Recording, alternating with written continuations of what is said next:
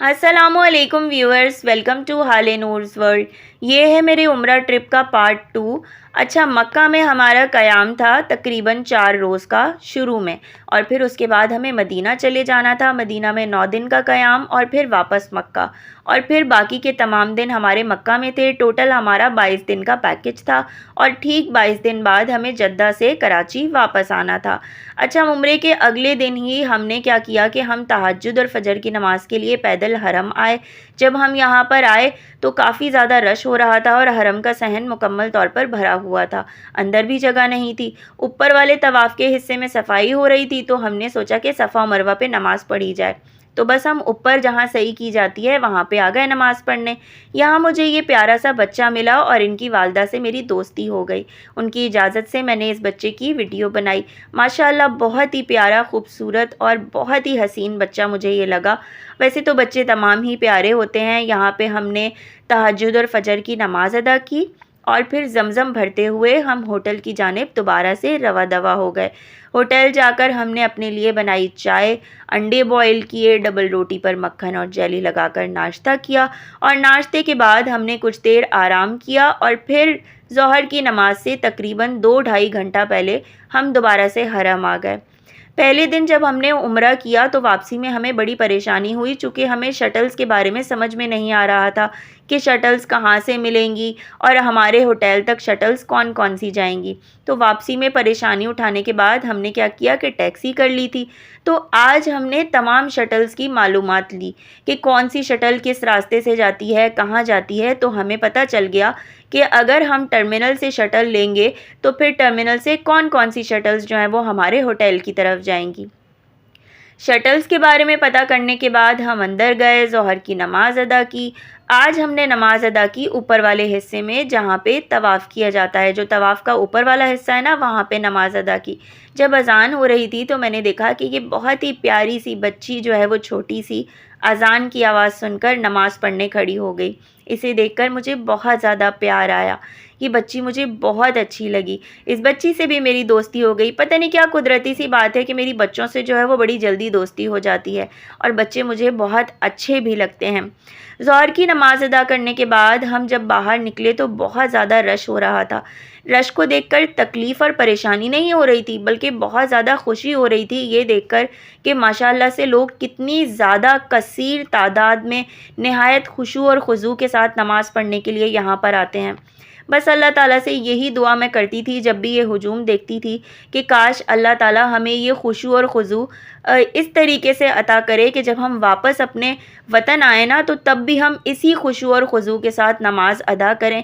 क्योंकि यहाँ पर जो जोशो जज्बा होता है ना, वो वापस आने के बाद कुछ अरसे बाद मान पड़ जाता है। तो मैं अल्लाह ताला से यही दुआ करती थी कि या अल्लाह तू मेरा दिल बदल दे, तू मुझे बदल दे। जिस तरीके से, जिस खुशू और खुजू के साथ मैं यहाँ पर तेरी इबादत कर रही हूँ, तू मुझे वापस जाकर भी ऐसा ही बना दे। हुजूम से निकलकर हम रोज़ क्या करते थे कि वापसी में किसी पाकिस्तानी होटल की तलाश करते थे, और हर रोज़ एक नए पाकिस्तानी होटल से दोपहर का खाना लेकर अपने होटल वापस आ जाते थे। अच्छा, वापस आने के बाद हम दोपहर का खाना खाते। चूँकि टाइम नहीं होता था और शटल हमें लेनी होती थी, फिर शटल टर्मिनल जाती थी, टर्मिनल से फिर शटल हरम जाती थी, तो हम आराम कभी कर पाते थे, कभी नहीं कर पाते थे। और ज़ोहर के खाने नमाज पढ़ के जब हम होटल वापस आते थे तो खाना खाकर हम दोबारा से जल्दी से फ़ारिग होकर फ़ौरन जो है वो हरम आ जाते थे। हरम आकर हम यहाँ पे असर, मगरिब, इशा तीनों नमाज़ें अदा करके फिर हम होटल वापस चले जाते थे। तो इस दिन जो मैंने क्या किया कि असर की नमाज़ पढ़ने के बाद हमने सोचा कि कुरान पाक लिया जाए, बैठकर कुछ देर तिलावत करेंगे, और फिर उसके बाद हम मगरिब की नमाज़ अदा करेंगे, क्योंकि मगरिब में काफ़ी टाइम था अभी। इसी बहाने हमने हरम का काफ़ी हिस्सा घूमा फिरा, देखा, बहुत सारी जगहें देखी जो हमने नहीं देखी थी। मक्का में हमने शुरू में 4 दिन क़याम किया था, और फिर मदीना हमारी रवानगी थी जहां हमें 9 दिन रहना था। 2 जुम्मे हमारे मदीना में थे और 1 जुम्मा हमारा मक्का में था। तो बस कुरान पाक लेने के बाद हम पैदल बाहर की जानिब आ रहे थे, हरम के बाहरी हिस्से में, ताकि हम वहाँ बैठकर कुरान पढ़ सकें। और फिर उसके बाद मगरिब की नमाज़ और इशा की नमाज़ अदा करने के बाद जो है वो हम ज़मज़म भरते हुए अपने होटल की जानिब चले जाएंगे। रोज़ का हमारा सेम रूटीन था। कोई मुख्तलिफ बात नहीं थी। सुबह फजर में तहज्जुद में आना, फिर उसके बाद वापस होटल जाकर नाश्ता करना, कुछ देर आराम करना, ज़ोहर में आ जाना, ज़ोहर के बाद फिर थोड़ा-सा जो है वो अगर टाइम मिले तो आराम कर लिया, नहीं तो फिर हम फ़ौरन जो है वो हरम के लिए वापस आ जाते थे। इतना मज़ा आता था ना कि मैं आपको क्या बताऊँ। इतना दिल को सुकून मिलता था कि दुनिया में आपको कभी भी, कहीं भी घूम लें आप, फिर लें, दुनिया की कोई भी दौलत, कोई भी मंज़र आपको ये खुशी, ये तमानियत, ये सुकून नहीं दे सकता जो आपको यहाँ आकर मिलता है।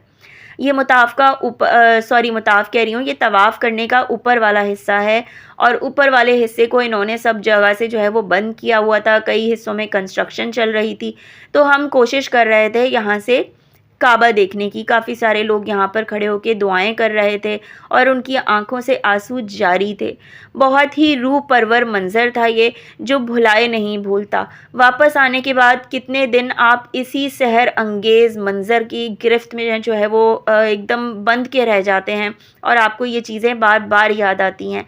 अभी मुझे उम्रे से आए हुए इतने ज़्यादा दिन हो गए हैं, लेकिन अभी भी ऐसा लगता है कि जैसे मेरा दिल वहीं रह गया है। और बस मैं रोज़ रात में ख्वाब में यही देख रही होती हूँ, यही सोच रही होती हूँ कि कुछ ऐसा हो कि मैं दोबारा से अल्लाह के घर चली जाऊँ। अल्लाह ताला तमाम मुसलमानों की ये दुआ कबूल करे कि वो अल्लाह ताला के घर जाएँ, हमारे नबी के रोज़े पर जाएँ। पुरानी वीडियो अगर आपने नहीं देखी है, पहला व्लॉग, तो ज़रूर देखिएगा और नई वीडियो का इंतज़ार कीजिएगा। अल्लाह हाफ़िज़।